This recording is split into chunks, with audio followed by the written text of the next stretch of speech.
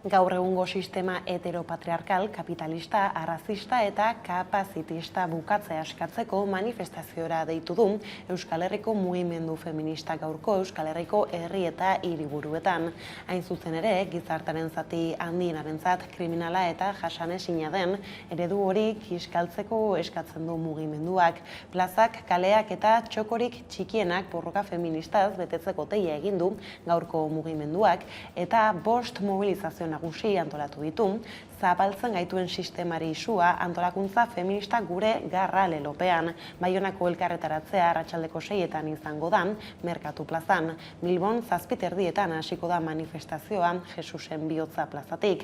Donostian ere 7:30 elkartuko dira, Antiguako tunelean. Gasteizen berriz 7etan hasiko da mobilizazioa San Anton plazan eta Iruñean 8etan abiatuko dira Antoni Utzi parketik. Hiriburuetan ez ezik herri eta eskualdeetan ere egingo dira mobilizazio gehiago mugimenduak iragarri duenez.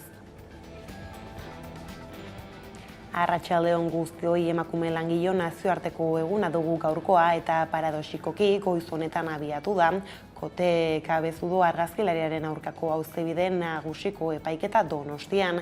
Kasuak izan duen oihartzun mediatikoa eta haren inguruko isiltasuna biak aipatu beharrekoak dira auzibide honetan. Printzipioz 5 asteko iraupena izango du prozesuak eta 17 andrek jarritako salaketak aztertuko dituzte. 32 delitu egozten dizkiote guztira. Gaur indarkeria matxistaren aurkako aldarriak ozen entzungo dira kaleetan, eta gaiari heltzeko gurean Maria Gorosarri izan dugu gonbidatu nagusi gisa, horrela iritzi dio auziari. Kote Cabezudoren auzia, eta niretzat hori ere eredugarri da, ze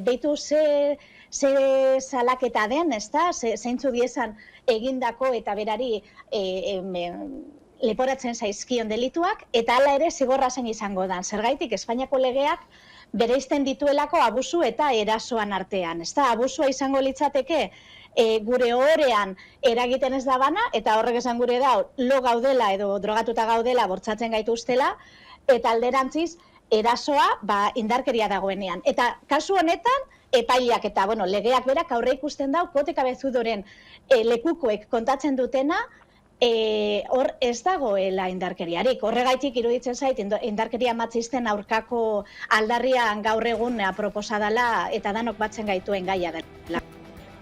Azken 2 urteetan, zailtasunak izan dira emakumearen nazioarteko egunean kalera ateratzeko osasun larrialdia zela eta hala ere aurten ekitaldiak egiteko moduan egongo dira berdintasunaren aldeko eragileak eta aldarriak ez baitira faltako.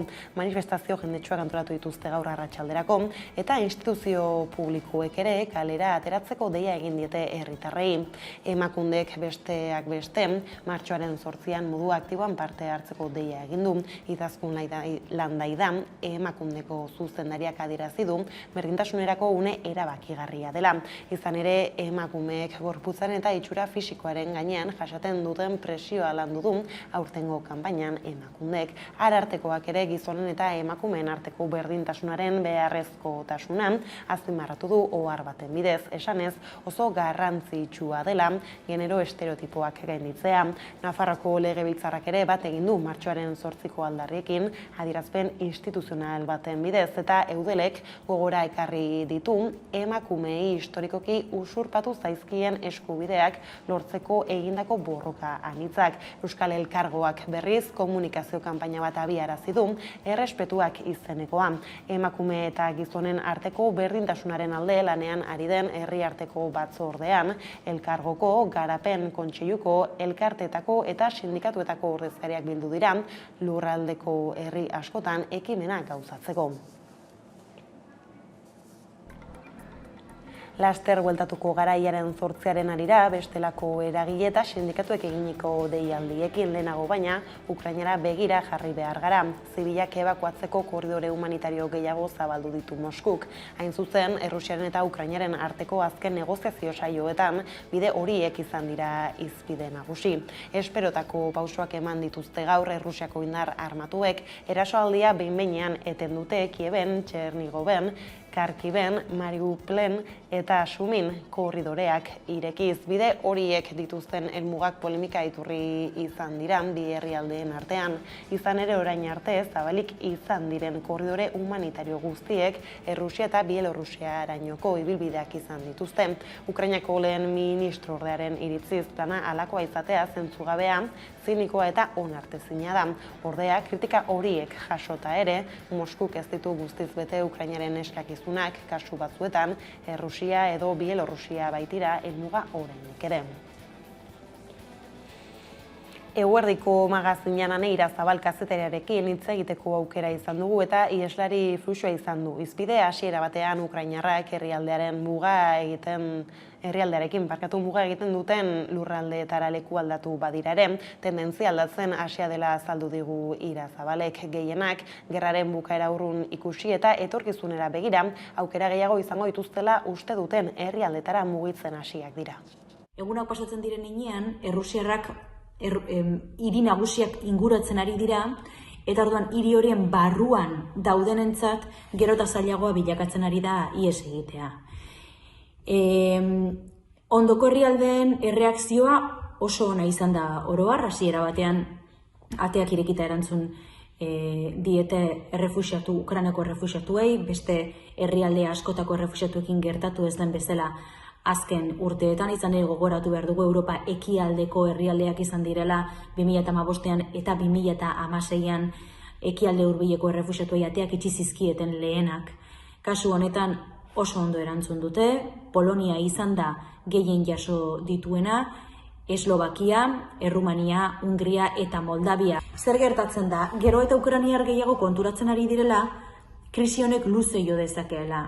Eta ez dute, ez Ukrainian, ez Moldavian, ez Eslovakian, ez Rumanian geratu nahi. Eta orduan asko eta asko ona Berlinera iristen ari dira, Alemaniara iristen ari dira. Uste dutelako Alemanian aukera bat izan dezaketela, bizitzari berriz ere ekiteko, lan bat aurkitzeko, azkenean esan bezala, krisiak gehiegi edo luzegi jotzen badu, alternatiba bat izan dezaten, ez? Orduan, ikusten ari gara lehenengo, hau da, muga egiten zuten herrialdeak izan zirela, hasieran erantzun bat eman zutenak, eta gero poliki fluxu hori mugitzen ari dela beste herrialde batzuetara, baina zalantzarik gabe, 1,5 milioi pertsonen inguruan hitz egiten ari gara, soilik 10 egunetan, hau bigarren mundu gerratik egon den errefuxiatu fluxurik handiena da hain denbora gutxian. Emakumeen aurkako sexu indarkeria arma bezala erabiltzen da gerra guztietan eta kolpez kolpe saioan Maider Galarza kazetariak gai horri heldu gura izan dio entzun dezagun. Ni bai nahiko nuke egin azpimarra bat eremuan bertan ere badaudela emakumeak segurazki soldadu sartu dienak beraien borondatez. Uste hoien bizipenak ere hemendik urte batzuetara jaso beharko ditugula eta baita ere nola eta ja hainbat albiste jaso ditugu ez, bai bateko eta bai besteko emakumeak nola erabiltzen ari diren gerra arma bezala, beste gudu zela iba bezala eta nola bortxatu dian emakume asko. Uste importantea dela kazetari emakumeak segitzea, ekarri ez zerrenda bat. Amagoia Mujika berriakoa, Aneira Zabal, Letizia Álvarez, Nuria Garrido, Patricia Simón, Irene Sabio guztiak gaztelaniaz segitzeko. Uste egiten dutela kazetaritza oso arduratsua, egiten dutela kazetaritza bat ezana oso ohikoa ere olako gerrako responsalietan. Ez da personalizatzea, baizik eta kontestuen eta testu inguruan jartzea eta ituan jotzea. Eta emakume langileon egunarekin bueltan lerrobuetan aipatu bezala, besteak beste zaintza jarriko dute erdigunean gaurko mobilizazioetan Euskal Herriko mugimendu feministak esaterako, publikoa doakoa eta integrala izango den zaintza sistema bat exigitzen du. Euskal Herriko bilgune feministak ere ideia horren inguruan ondu du aurtengo kanpaina. Euskal sistema publiko eta komunitarioa nahi baitu. Euskal Herriko neska gazteek ere zaintza jarri dute erdigunean eta sare sozialetan gogora ekarri dute zaintzarik gabe bizitzarik ez dagoela.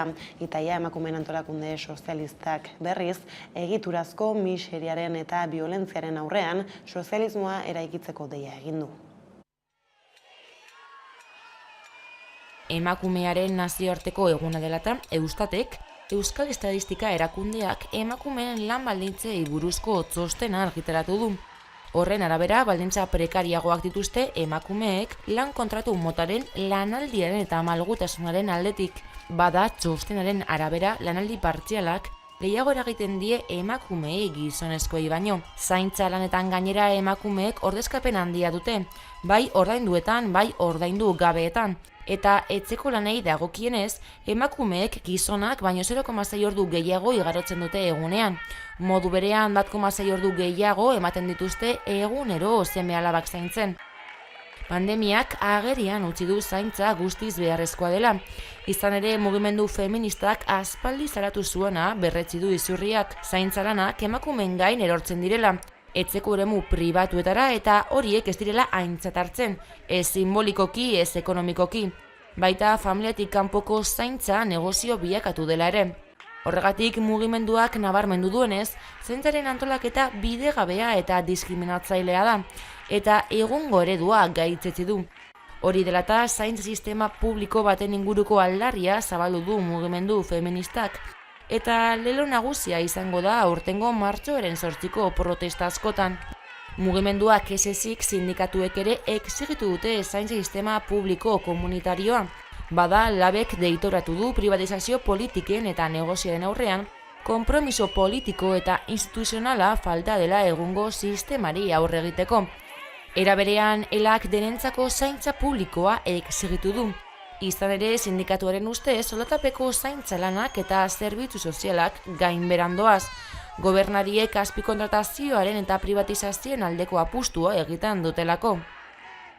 Martxoaren 8an 11 protesta egingo dira Euskal Herrian, eta hiriburuetan ez ezik herri gehienetan ere izango dira ekitaldiak, eta Emakundeko zuzendari Izaskun Landaidak, herritar guztiak animatu ditu martxoaren 8a dela eta deitu diren ekitaldietan parte hartzera. Hiriburuetan arratsaldean egingo dira manifestazio nagusiak, Donostian arratsaldeko 6:30, Gasteizen arratsaldeko 7:00, Bilbon berriz arratsaldeko 7:30, Iruñan gaueko 8:00 eta Baionan arratsaldeko 6:00. Aipatu legez, lab sindikatuak zaintzaren negozioa desegitera deitu du eta zaintza zerbitzuen merkantilizazio azkar eta basatia salatu. Komisiones Obrera sindikatuak ere nabarmendu du zaintza lanei balioa emataren garrantzia, besteak beste Andreen lan eta bizi baldintzetan eragina duelako. Ordea ELA sindikatuak prekarietaterik gabeko zainketa sistema publiko baten alde mobilizatzera deitu du, sektore jakin batzuetan pairatzen den prekarietatean zentratuz. Bada zaintzaz gabiltzala azken urteotan izurri garaian bereziki areagotu egin da zaintzaren gaineko arrakala. Halere lehenagotik datorren arazoa da eta testuinguru horretan zaintza erdigunean jartzeko beharraz aritu da Udane Arbeo kazetaria, Katjalin Minerrekin zaie feministarekin eta Itziar Lasuen honekako kidearekin.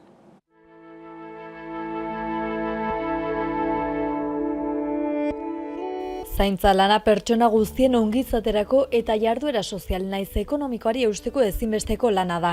2020an etxeko konfinamendua iritsi zenean agerian gelditu zen sektore honetan zegoen krisia eta zaintza sostengatzeko ezintasuna. Arrakala horiek ordea pandemiaren aurretik ere gurean ziren. Historikoki emakumeok egin ditugu zaintzaranak ez genetikoki hobeto ematen zaigulako. Esan nahi dut, hor dago atzean karga simboliko handi bat, non besteen ardurak edukitzeak beti kartzen du, besteen zaintza edukitzeak kartzen du, esango dugu, altruismo bat, bondade bat, eta atera egiten zaigu, ezin da horrutzi, eta hori gezurra da, esan nahi dut, hori ere izan leike, eta maitasunarekin zaindu daiteke, baina zaintza da, oinarrizko superbibentziarako beharrezkoa eta ezinbestekoa dugun zerbait, ez? Jan egin behar dugu, garbi egon behar dugu, besteen beharra daukagu, eta, klaro, askotan ematen du, ez? Baina, bueno, ni gustora zaintzen dut ez dakin hor, bale, ederki, ezin hobeto, baina beste batzuk ez? Hildo horretan zaintza erdigunan jartzeko beharra feminismoaren aldarrikapen nagusienetako bada, eta urte batzuk badira zehar lerro horretan pitzatutako arrakalak zabaltzen eta sakontzen ari direla. Azpikontratazio barik. Era berean, andra migratuentzat aitortza politikoa, soziala eta laborala eskatzen dugu. Esklabotza baldintzetan bizitza sostengatzen dutelako. Eskatzen dugun sistema aldaketa soilik gertatuko da mugimendu feministak aldaketarako eta borrokarako motorra izaten jarraitzen badu. Eta zaintzaren krisi honen erdian emakume adindu askoren errealitatea da urte asko eman dituztela lanean baina etxeko lanetan. Hau da, soldatarik izan ez dutenak eta beraz kotizatu ez dutenak. Emakume pilo bat lanean egin dute lan. Eta lanean egin dute bere euren etxien. Seme-alabak eta gizonak bihar bat zen hori bakarrik ez egola sartuta, pues en el famoso PIR. Horretaz, gertatu da, adinetara heltzen zarenean, espazara egon biherre egiten enpresa batetan, erdako zula pentsioa zehozer kobratzeko. Desoreka hori gainditzeko gizonezkoak, emakumezkoak, erakundeak eta gizartea bera zaintzarekin konprometitu behar dira. Emakumearen nazioarteko egunaren harira guztiak ez dira izan zaintzaren inguruko gogoetak adierazpen ugari egin dituzte instituzioetako buruek eta alderdi politikoek. Beatriz Artolazabal Eusko Jaurlaritzako berdintasun, justizia eta gizarte politiketako sailburuan Euskadi Irratian elkarrizkatu dute goizean besteak beste eta bere departamenduak martxoaren 8 prestatu den kanpaina azaldu du. Esplikatu duenez, kanpainarekin emakumeek jasaten duten diktaduraren gordinkeria erakutsi nahi dute eta gaiari buruz gizartea zuzenen interpelatu. Lo que no podemos es pretender que si no se van afianzando una serie de valores y una serie de principios, cuando esas niñas sean mayores no los tengan asimilados y asumidos y sepan cuáles son sus derechos, cuáles son los principios en los que tienen que basar su convivencia y por tanto que tenemos que trabajar desde la más tierna infancia para poder hacer de la sociedad vasca una sociedad igualitaria. Y eso pasa por la familia, pasa por la educación y pasa por desde toda la sociedad en su conjunto, medios de comunicación, empresas, hacer todo en lo que esté en nuestra mano para que estas niñas que en este momento son pequeñas, cuando sean adultas puedan tener una sociedad que sea realmente igualitaria y justa. Eta erakunde zabiltzala ekonomia arloan, 50 langile edo gehiago dituzten Euskal Autonomia Erkidegoko zenbait sektore ekonomikotako 1000 enpresa pribatu baino gehiago analizatu ditu ikerketa batek. Azterketa horren emaitzaren arabera, administrazio kontseiluetan emakumeen presentzia 19% mugatzen da, eta 24 bakarrik betetzen dituzte zuzendaritza postuak. Bizkaiko enpresari eta zuzendarien elkarteak Espritaldearen laguntzarekin egindako azterlan baten arabera, Arabako, Bizkaiko eta Gipuzkoako enpresa pribatuetako administrazio kontseiluetan emakumeen presentzia 19% mugatzen da, eta zuzendaritza postuen 24 baino ez dute betetzen. Txostenak 50 langile edo gehiago dituzten eta hainbat sektore ekonomikotako 1000 enpresa pribatu baino gehiago aztertu ditu, eta zuzendaritza karguetan eta administrazio kontseiluetan emakumeak oraindik 1% txikia direla erakusten du. Izan ere zehazki profil hori duten enpresetako administrazio kontseiluetan esertzen diren 5tik bat besterik ez da emakumea, 19%. Baina Isabel Iturbe Bizkaiko enpresari eta zuzendarien elkarteko presidenteak adierazi du harrigarriena dela ia 54 ez duela emakumerik zuzendaritzan. Industria da emakume zuzendari eta administrazio kontseiluetan emakume gutxien dituen sektorea, 15,2 izanik. Eta zergatik ari da hainbeste kostatzen leku honetara iristea? Ikusi dugu, entzun dugu zer aipatu dizkiguten. Non hasten dira nolabait frenoiek? Hezkuntzan hasiera-hasieratikan, kulturalki, gizartean, gure familietan badaukagu zer egina. Sektoreka kontseiluetan emakumen presentzia 31%koa da hezkuntzan, 22%ko merkataritza eta enpresa zerbitzuen sektorean, 19%ko eraikuntzan, 17%koa garraioetan eta 15%ko industrian. Aholku horien lehendakaritzari dagokionez emakumeen batez bestekoa 13% jaisten da. Isabel Iturbek nabarmendu du enpresa zenbat eta handiagoa izan orduen eta aniztasun handiagoa dagoela kontseiluan, baina lehendakaritzak behera egiten duela. Errealitateak erakusten du oraindik ere emakumeek oztopoak dituztela beren karrera profesionaletan aurrera egiteko eta goi zuzendaritzako edo erabakiko postuak lortzeko.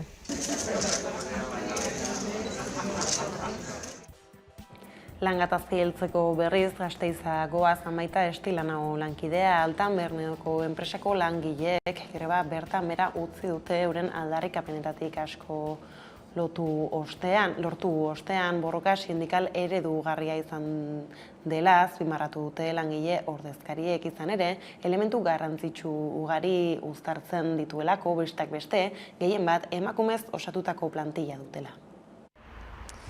Bai, hala da, Altan Bernedoko botika enpresako langile batzordeak adierazi duenez, azaroan abiatu zuten greba mugagabeari amaiera ematea erabaki dute, zuzendaritzarekin akordioa lortu dutelako, ehun egun baino gehiagoko greba mugagabearen ostean, Bernedoko fabrikako 150 langilek KPI indizearekin blindatutako hitzarmena izango dute kimikako estatuko hitzarmenaren ordez. Borroka sindikal eredugarria izan dela azpimarratu dute langile ordezkariek, izan ere elementu garrantzitsu ugari tartekatu dituzte, besteak beste gehien bat emakumez osatutako plantilla bat dela. Azaroan abiatu zuten greba mugagabea Altan Bernedo botika enpresako langileek, besteak beste hitzarmen berrian KPIren araberako soldata igoera jasotzea eta lanaldiari eustea eskatzeko. 100 egun baino gehiagoko borrokaren ostean akordioa lortu dute zuzendaritzarekin eta blindatutako hitzarmena izango dute kimikako estatuko hitzarmenaren ordez. Sindikatuen arabera, Bernedoko fabrikako 150 langileek, gehienak emakumeak direnak, kimikako estatuko hitzarmeneko baldintza askoz prekarioagoak aplikatzea saiestu eta helburuak lortu dituzte. Izan ere, aurreko eskubide guztiak errespetatuko dira eta soldaten igoerak KPIarekin lotzen dira. Hori guztia enpresaren hitzarmenean islatuko da 2020-2024ko indarraldian. Langileen ordezkariek greba mugagabea borroka sindikal eredugarria izan dela azpimarratu dute elementu garrantzitsu ugari uztartu baititu. Besteak beste, Arabako mendialdeko eremu isolatua, multinazional bati saldutako enpresa eta gehien bat emakumez osatutako plantilla. Ondo da esti kultur arlora hurbilduko gara orain, izan ere, Bilboko alkateak Euskararen aholku batzordean parte hartu du, batzorde buru legez, besteak beste, bilaldearen hurrengo ospakizuna aztertzeko. Halaber, hizkuntza ofizialak erabiltzeko irizpideak izeneko agiria aurkeztu dute, ikus dezagun.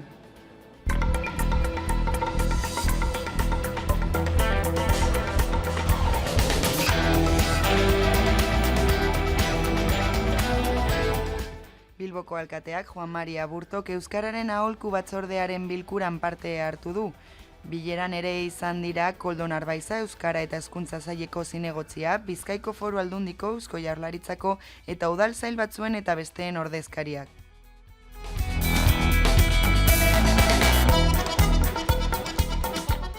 Gainera, kulturaren eta gizartearen arloetako eragileen ordezkariak ere organo horretan kide dira.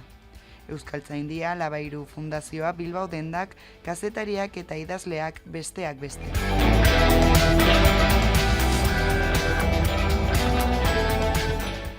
Bilkuran Bizkaiko ikastolen jaialdia, hau da ibilaldiaren hurrengo ospakizuna aztertu da. Izan ere, jaialdiaren hurrengo edizioa Bilbon izango da. Era berean, hizkuntza ofizialak erabiltzeko irizpideak izeneko agiria aurkeztu da. Eta Bilbon Euskara sustatzeko ekintza planaren ebaluazioari buruzko proposamen txostena aurkeztu da.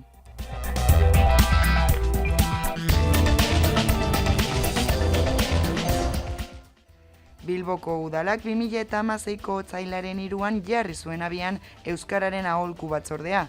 Hirian euskararen ezagutza eta erabilera sustatzeko eta herritarren hizkuntza eskubideak bermatzeko sortu zen.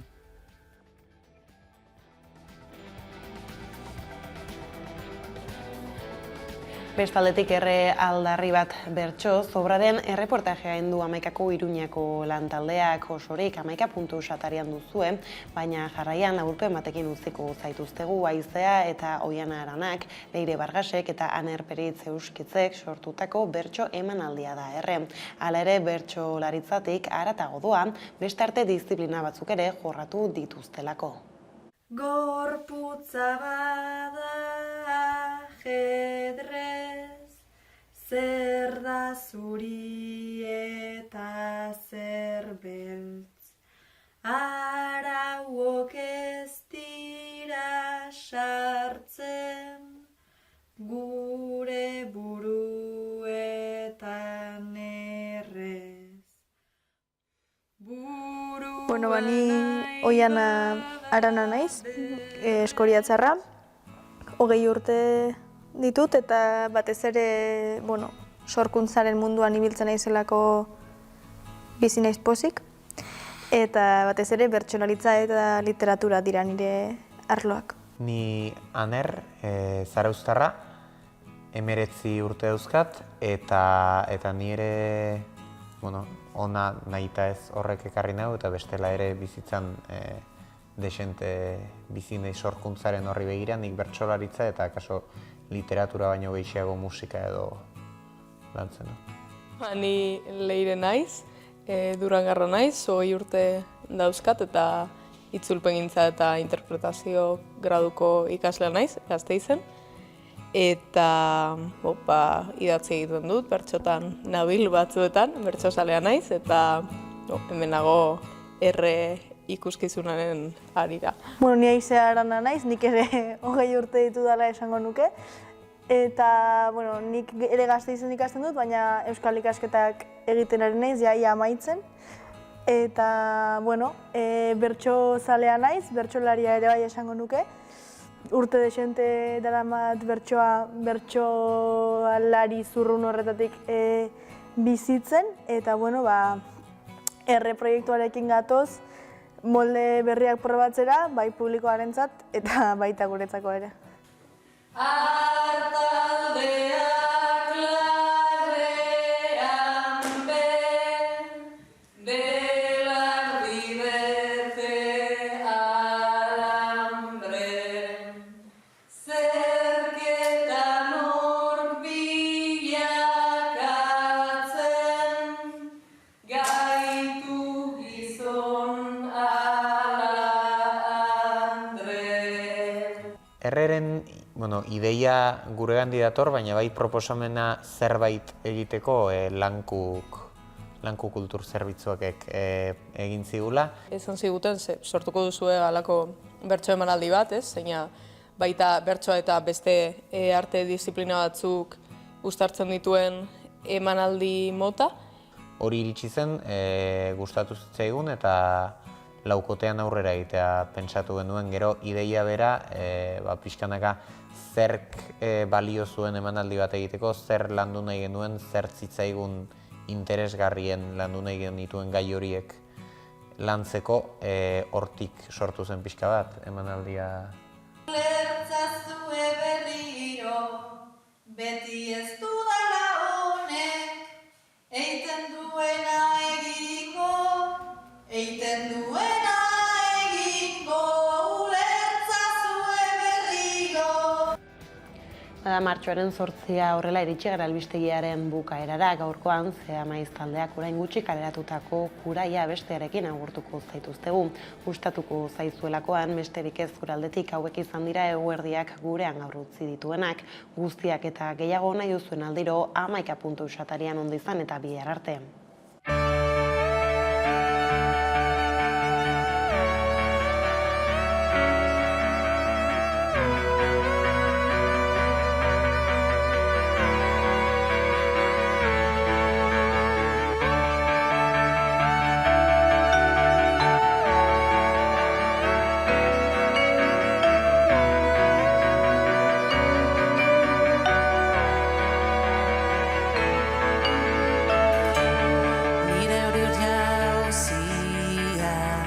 Gelditzen dudanean eguzkizpiak urpetzen du nire azala.